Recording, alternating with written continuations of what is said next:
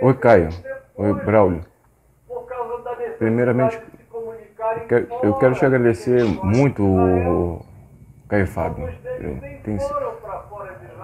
A palavra de Deus na sua boca tem sido o meu alimento, cara, a cada dia, entendeu? E eu não vou me estender muito, não. Eu só queria fazer uma pergunta para você. Me responde, por favor. Da onde nasce esse desejo da vontade, né, da inexistência? Eu não estou preocupado com a eternidade. Isso é uma coisa psicológica da mente ou é espiritual? Eu creio que não, né? Eu, eu te acompanho o tempo, todo dia praticamente, entendeu? E tem sido um alimento para minha alma muito, muito forte, muito grande. Sempre quando eu posso, eu contribuo também, né? Mas me responde, Caio. O desejo da inexistência, ele é uma blasfêmia contra esse Deus?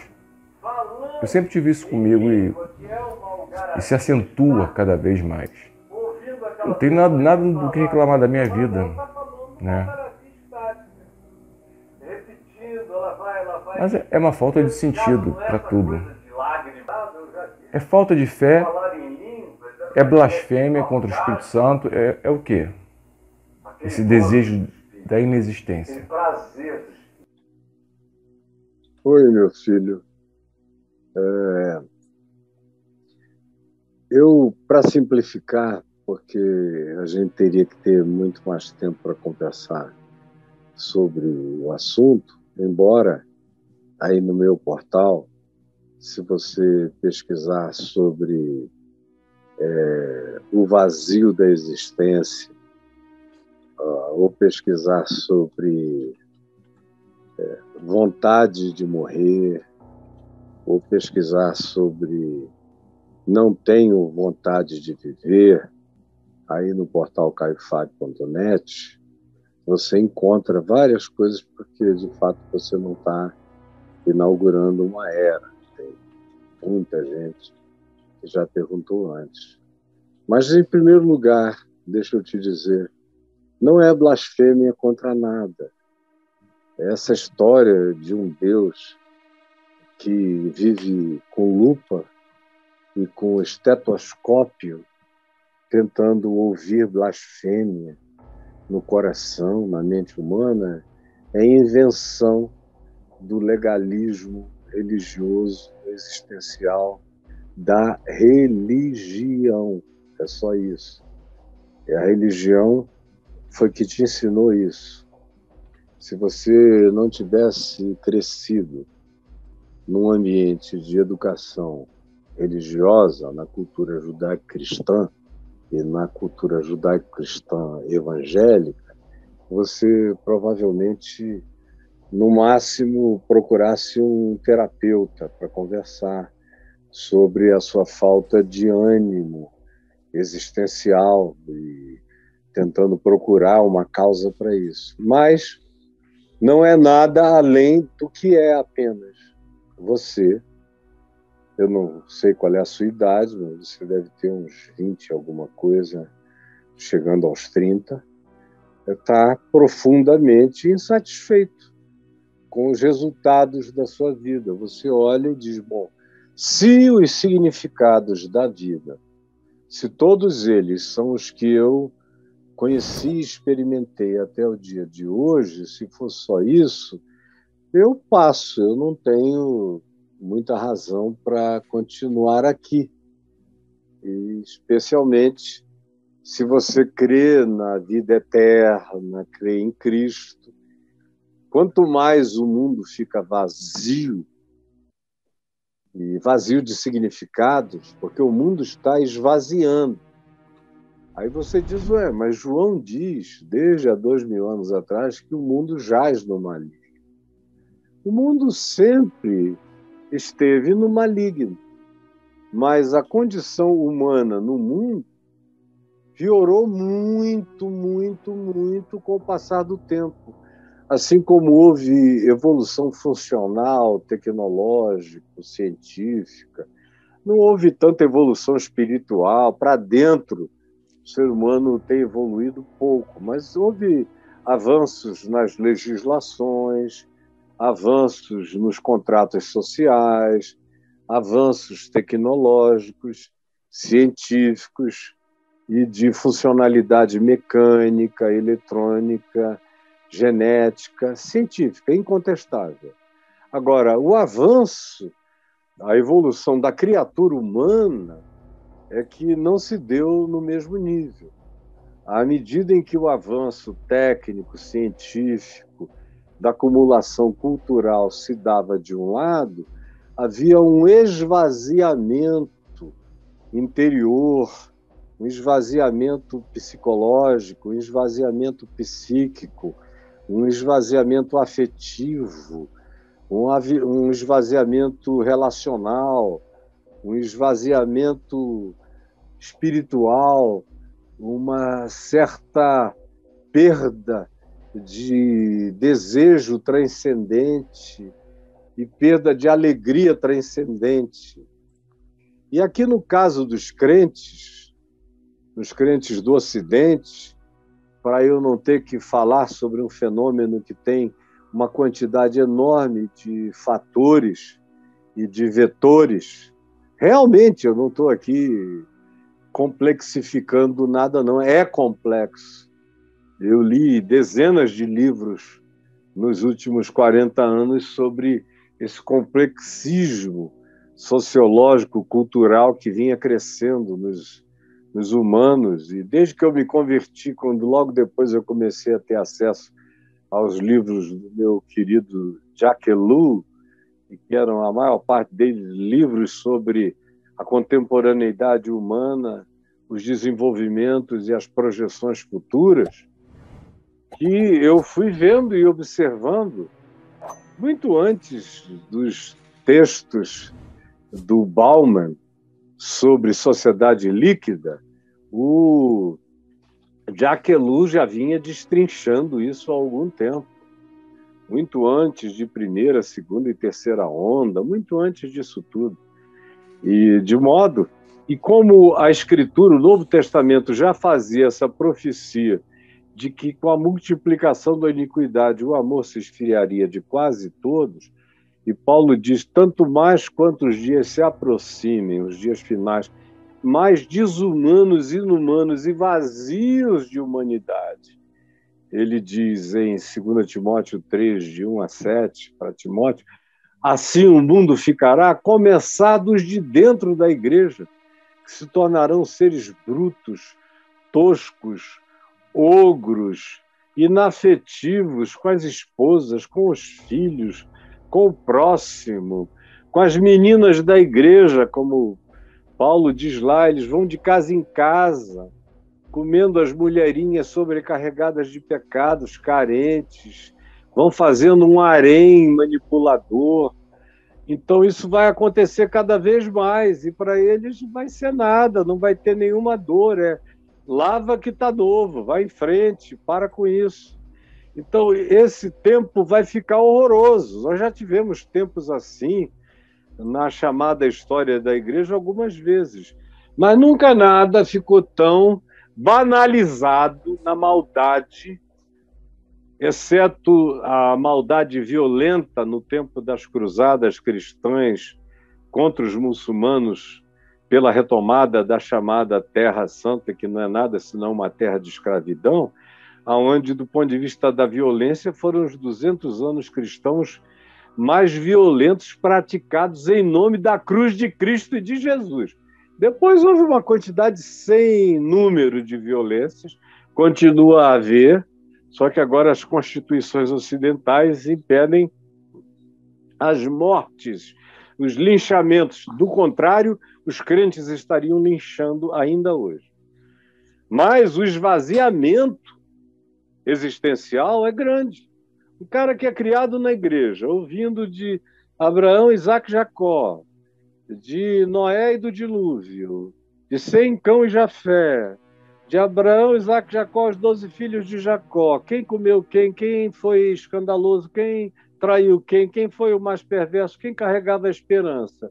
Genealogia da Bíblia, historinhas dos Salmos e dos livros históricos dos reis, e alguns textos dos profetas, e a catequese sobre o Jesus da denominação, que não é leitura do Evangelho, nem do Novo Testamento de carreirinha, é o Jesus do catecismo, para você ser batizado, dizimar e tomar a ceia, isso não é o bastante. O cara fica aí dentro oco, vazio, isso não é encontro com Deus, isso aí é entrada para uma maçonaria religiosa, para um clube, para um pertencimento segmentado. É um fenômeno de segmentação, mas não é de sedimentação da relação com Deus, em Deus. Não é um mergulho para viver em Deus, para beber da fonte da vida, habitando Deus, sendo habitante da morada de Deus e sendo morada para Deus. Isso aí está quase em extinção. Então, um garoto como você, que foi criado no meio disso tudo, só com religião, com louvor, com levita, com isso, com aquilo, com pastor adivinhador, com profetas e profetisas, ou doutrinações e catecismos e catequeses, tem que estar vazio mesmo, com 26, 27, 28, 30 anos. Vazião. Mas não é blasfêmia, filho. É só falta de experiência de Deus e do Evangelho. É falta de coisas muito simples que você pode começar hoje aqui. Vou pedir para o Braulio te explicar como é que você pode ouvir o Novo Testamento de carreirinha aí no meu YouTube, e vou pedir para ele mostrar para você a abundância de registros sobre o fato de que não é blasfêmia. Não quero viver, estou sem vontade de viver, estou com vontade de morrer, minha existência não tem sentido. Todas essas coisas são abundantes em quem conversa comigo. Eu só ajudo essas pessoas que elas ficam geralmente griladas, porque elas são de igreja, de religião, e estão vazias, sem nenhuma razão para viver. Aí dizem, bom, eu devo ser um estranho. Não, meu filho, teu pastor está pior do que você. A mulher dele está pior do que você. O que você vê ali é só cenografia, é presépio, é presepada, é performance, ele está oco. Tem muito pastor chegando em casa e enchendo os córneos de cachaça, de vodka, de uísque, para aguentar o inaguentável, que é mentir, mentir e mentir. Tem pastor que está aí disciplinando crentes que traíram, que adulteraram, mas eles mesmos têm 1, 2, 3 amantes há muito tempo, até famílias paralelas. Tem muita coisa. Tem muita gente infeliz dessa, com a mão para cima, sorrindo para Jesus, dizendo glória e aleluia. Tem muita cantora gospel escondendo que está com depressão, com vontade de morrer, com síndrome do pânico, que ficam sem sair de casa chorando. Ninguém pode falar nada para lugar nenhum, porque elas são as heroínas da felicidade. Elas vivem da imagem, da miragem de uma felicidade mentirosa, que não existe sem vínculo de experiência, de lambida, de beijo na boca com Jesus, de casamento com Cristo. Eu tenho que me tornar a esposa espiritual do Cordeiro e morar na casa de Deus, e Deus habita a minha casa. Esse é o meu casamento com Deus. É isso que está faltando, meu filho. Aí você me pergunta, como é que isso acontece? Vai acontecer. Se você esquecer a religião, a doutrinação e andar aqui comigo, anda aqui comigo com simplicidade. E tem uma mensagem minha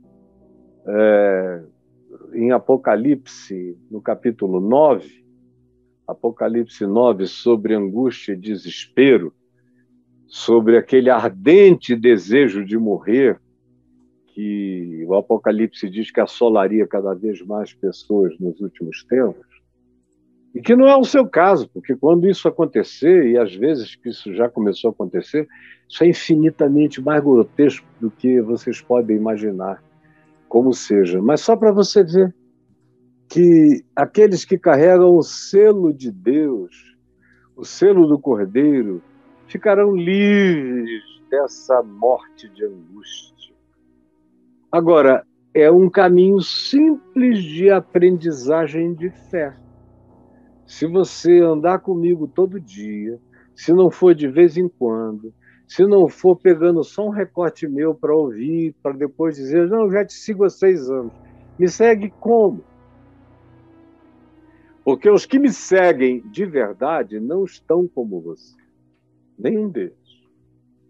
E eu gostaria de, além de que você estudasse o meu site, fizesse perguntas das suas dúvidas nele, e obtivesse as respostas e cresce nelas e as praticasse, você também entrasse no Caio Fábio Exclusivo e fizesse urgentemente para mim, por favor, faz o curso O Caminho do Discípulo. O Caminho do Discípulo, que está aí no Caio Fábio Exclusivo. O Caminho do Discípulo. E também faça o curso Reconexões. Comece com o Caminho do Discípulo e depois vá para o Reconexões e depois vá fazendo tudo que o seu coração pedir, porque você vai crescer. E você, Vitor, não vai terminar sua vidinha assim, com essa infelicidade religiosa que faz o cara achar que a culpa é até dele. Mas não é não, deixa eu só terminar aqui, eu não sei quando, deixa eu ver, eu tenho ainda meia hora. Eu ainda tenho mais coisas para fazer aqui hoje, mas deixa eu só te contar uma história. Eu vi essa semana aqui na Fraternidade do Evangelho, eu creio, um post feito por uma ex-pastora da Assembleia de Deus, e que ela disse que foi pastora há muitos anos da Assembleia. Aí depois ela se tornou pregadora itinerante, e ela ia de cidade em cidade, de igreja em igreja pregando, aquela mensagem de 4 pontos, bem pentecostal: Jesus salva, Jesus cura, Jesus batiza com o Espírito Santo e Jesus voltará. Hoje em dia, a 4ª parte do Jesus voltará, depois da teologia da prosperidade, ficou de fora. Então, Jesus salva, Jesus cura e Jesus batiza com o Espírito Santo. O que é muito raso. Ninguém enche a vida, o resto da vida, só com isso aí, com essas 3 pregaçõezinhas, e que se repetem, o cara vai para a igreja ouvir a mesma coisa há 40 anos. Aí ela foi cansando. Chegou uma ocasião que ela estava cansada, que ela achou que aquilo ali era o Evangelho, que tudo que ela tinha para dizer do Evangelho, ela já tinha dito, que era tudo que ela tinha aprendido, e aquele Evangelho, para ela, não satisfazia ao coração dela. Nem deveria, nem poderia atender a demanda existencial de qualquer pessoa um pouquinho menos rasa. E aí foi quando ela foi convidada para ir a um centro candomblessista. E ela foi, e gostou dos cânticos, não tinha tanta gente, não era aquela multidão de 4.000 gritando, não sei quantos rolando no chão, reteté, gente doidona, gritando histericamente, sem saber nem o que fala, pastor dizendo loucuras, as coisas mais idiotas e absurdas sendo faladas ali em nome de Deus, a mulher do cara surtada e tudo. Meu Deus, o que tem de doido? Não tem nenhum lugar onde haja mais doido por metro quadrado do que na igreja evangélica, especialmente. E na igreja evangélica pentecostal tem uma incidência maior um pouco. no ocidente da Terra. Tem mais doido dentro de igreja evangélica do que no catolicismo, do que no islamismo. E olha, eu já fui a muita mesquita no mundo. Eu nunca encontrei tanto doido quanto eu encontro quando eu vou a qualquer culto evangélico. Especialmente se tiver a liberdade da emocionalidade ou do emocionalismo pentecostista. Aí o negócio fica doido. Você vai a uma reunião Seixonoye, é calma. Você vai e conversa num ambiente taoísta, é calmo. Você vai a um templo budista, é calmo. Você vai a uma mesquita, é calmo. Você vai, é calmo.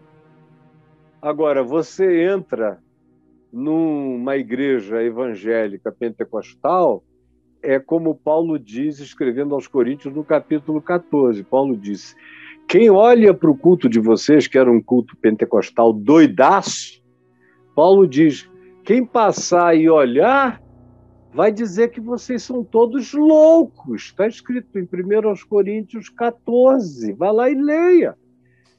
O pessoal não quer ler. Eles só querem enlouquecer. Conclusão, vai ficando um vazio, meu filho.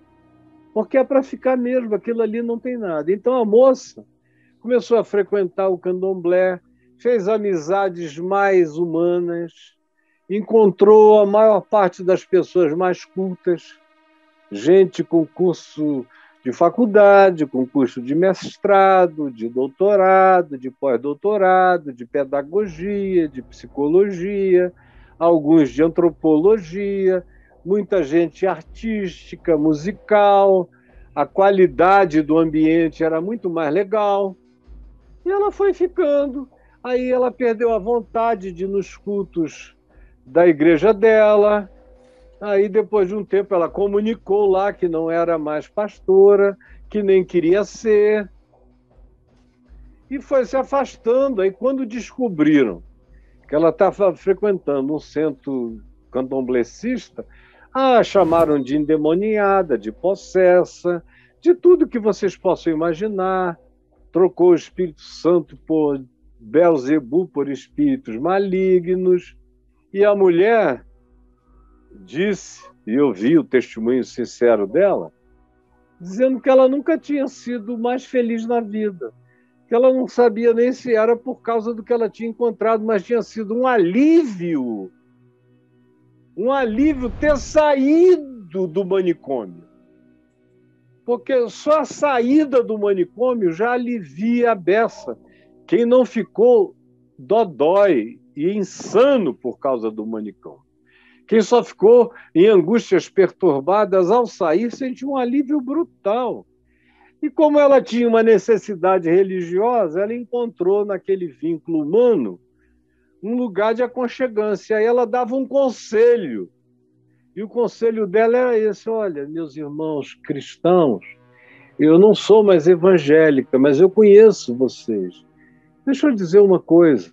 Isso está acontecendo com muita gente. O que aconteceu comigo está acontecendo com muita gente. E eu agora digo, eu encontro cada vez mais gente de igreja evangélica indo para o Seixonoye, indo para o candomblé, indo para a Umbanda, indo para o budismo, indo para o taoísmo, indo para o yoga esotérico, indo para qualquer outra coisa.